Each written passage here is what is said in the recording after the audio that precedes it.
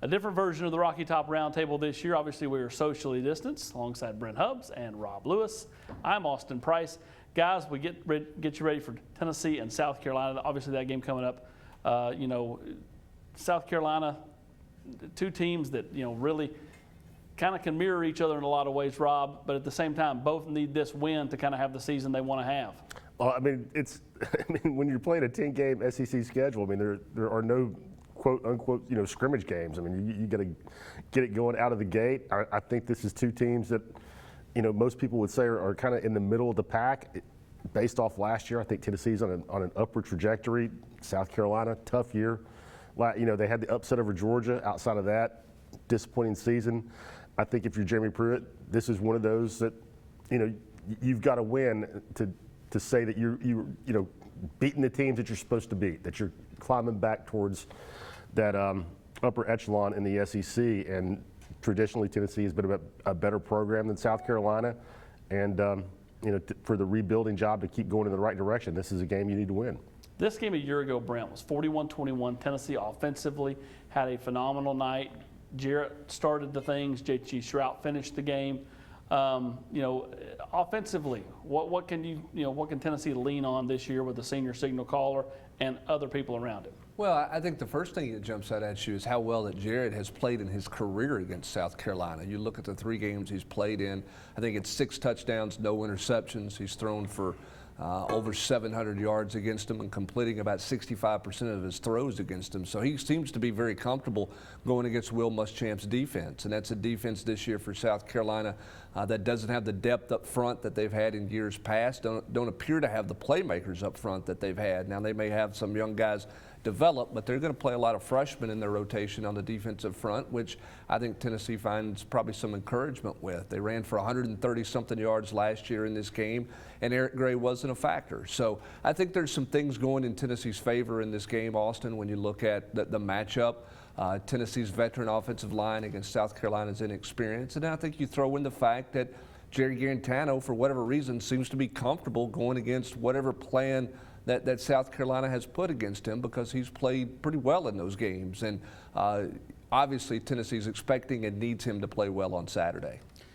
The running game and the offensive line. Tennessee, whether Cade Mays is able to play or not, to me is irrelevant. Obviously he would help, but Tennessee's got a lot of depth on the offensive line. They've got an experienced group on the offensive line. And now 2 tailbacks between Ty Chandler and Eric Gray that you feel like, hey, Tennessee should be able to have their way and then improve on that 130 yards that they had a year ago against the Gamecocks. Well, again, Rob, when you talk about this game, a year ago, Eric Gray was not a factor. Trey Smith is practicing not a whole lot. I know it was later in the year and he was starting to round into form a little bit more. But this is an offensive line that should roll in with some confidence and some juice, with some experience and be ready to play. And I think the bigger question I have with the run game, Rob, is how is Jim Chaney going to use Eric Gray and Ty Chandler together? How can he complement them in this offense? And are they more versatile than what we saw out of them a year ago?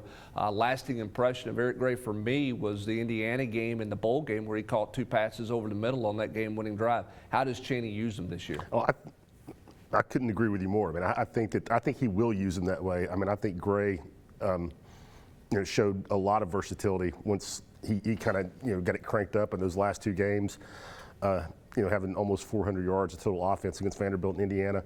And going back to the line, I think both lines of scrimmage are Tennessee's biggest advantage in this game. South Carolina lost a lot. No first-round draft pick of Ken Law, who's gone on defense. They lost 4 starters off the offensive line. It's just a revamped group up front. As you mentioned, they're going to play probably several freshmen in their defensive line rotation. That typically is not a recipe for success in the SEC against the Tennessee offensive line. Whether Cade Mays is there, if you take Cade out of the equation, Tennessee still has 8 guys who have started SEC football games on the offensive line and played at a pretty high level. So I think that's where Tennessee's biggest advantage is by far. And you're also talking about a South Carolina team that's I would say they're unsettled at quarterback. I don't know that there's a clear number 1 there between Helsinki and the grad transfer. I think both of those guys are going to play. And then you toss in the fact, new offensive coordinator. I think a lot of question marks for South Carolina in this game against Tennessee, team that has a lot of experience and some coaching continuity at the coordinator positions. You flip it to the other side. South Carolina, obviously, offensively, is going to start Colin Hill. That's Mike Bobo's kind of handpicked guy that he brought with him from Colorado State. Knows a lot about him, big arm. But in talking to people that have been around Colin for a while he can make all the throws and is a super confident kid, because of the three knee surgeries, Brent, he's not very mobile. And so can Tennessee collapse the pocket, force him to be uncomfortable? Can they get to Colin Hill? Well, I think that's the million-dollar question. And Jeremy Pruitt saying earlier this week on the SEC teleconference when asked about his pass rush, where his confidence level was with it, he said if we don't have it, it's going to be a long season. But he also noted there's a lot of ways to affect the quarterback. So I think you'll see Tennessee be aggressive, Austin, in attacking Colin Hill. I don't think they're worried about, obviously, the quarterback draw and the zone read stuff, so your ends can kind of pin their ears back and go in passing situations, which is where they'll miss Darrell Taylor. But can a guy like DeAndre Johnson, Roman Harrison, some of these guys show up and be a factor off the edge, or does Tennessee have to be super aggressive and really blitz from a lot of different directions? I think they will blitz and they'll try to confuse Colin Hill and see what he can do there. Interesting in Austin and South Carolina's receiving core, they've got one of their backup quarterbacks is number 2 in the depth chart at one of the receiver positions, so they're thin there. Super thin. Their best playmaker, the guy they're expecting to be their best playmaker, a transfer, the Brooks kid is not eligible at this point. Doesn't look like he's going to be able to go on Saturday.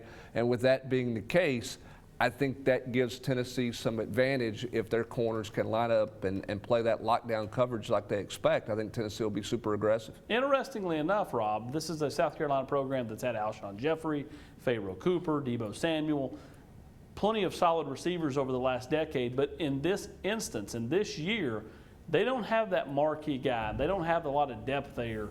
And that could be something Tennessee could be able to exploit when you factor in new quarterback who's not been around very long and an inexperienced and thin wide receiving core. And a new offensive coordinator, I mean, as well. I mean, not only do you not have a guy that just jumps out at you, as you mentioned, as a go-to guy at wide receiver like they've had in the past, but they're also learning a new offensive system without the benefit of spring practice, like everybody else in the SEC.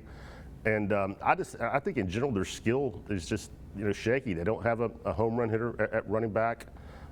Certainly not somebody, certainly not an Alshon Jeffrey. And you're breaking in a new quarterback with a lot of new pieces on the offensive line. I mean, I think South Carolina has got some problems on offense. And don't forget, Austin, they're unsettled at the tackle position, one of the tackle positions, which could be a factor for Tennessee. I bet Jeremy Pruitt and Derek Ansley go after that position pretty hard on their pass rush stuff with blitzes and different looks. Lastly, we'll get out the door. Keys to the game for Tennessee to get a win on Saturday night. What has to happen? Oh, man, I mean, I think for everybody coming out this weekend with the way, as many people that have missed practice because of contact tracing and whatnot all across the SEC, I think just mental mistakes, penalties, mental bust on defense, going the wrong way on offense, turnovers. I mean, just the fundamentals. I think it's going to be a challenge for teams to play clean this weekend. For me, I think it's tackling on defense. How do you tackle in open space, given the limitations you've had this fall camp? That would be number one for me defensively. And then offensively, turnovers and red zone offense. You look at a year ago, Tennessee's down the bottom of the list nationally in red zone production. When Tennessee gets in the red zone, they got to capitalize with touchdowns, not field goals. I think that's an area where Jim Chaney's offense really has to improve from last year to this year. So those will be some of my keys, Austin, when you talk about this matchup and what Tennessee's got to do to win the game. The simple answer would be blocking and tackling. What are things you learned at the Pee Wee level?